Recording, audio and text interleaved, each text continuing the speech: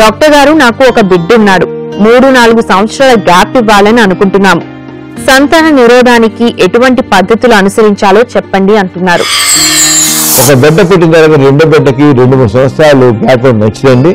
దానికి బెస్ట్ మీద అంటే డీప్ పెంచడం. ఎక్కడో కొందరికి ఒక 1%, 2% కేసుల్లో కొద్దిగా బ్లీడింగ్ కావచ్చు, లేక కడుపు నొప్పి వస్తుంది. అలాంటి కేసులు బాగా కూడా తీసి పరేస్తారు. ఏముంది నొప్పి తీసేయగానే నెక్స్ట్ నుంచి పోతుంది. బ్లీడింగ్ ఉండదు, నొప్పి ఉండదు, ఏమి ఉండదు. అంచేత బెస్ట్ మీద లూప్ ఎంచుకోవాలి. ఈ రోజుల్లో అతి క్షేమకరమైన లూప్స్ ఉన్నాయి మనకి. ఆ లూప్ ఎంచుకున్నట్లయితే ఏముండదు.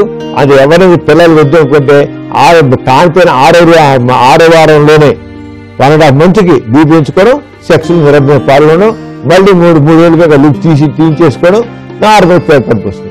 కడుపు మామూలు వచ్చేస్తుంది. ఏ రకంగా క్యాన్సర్లు రావడం, ఇంకోటి రావడం, గర్భాశయం డ్యామేజ్ అవ్వడం, ఈ చెత్త చదవడం లేదా ఆలోచనలు ఉండవు, అవి పెట్టుకోసం లేదు, అవి ఏమీ అవ్వవు.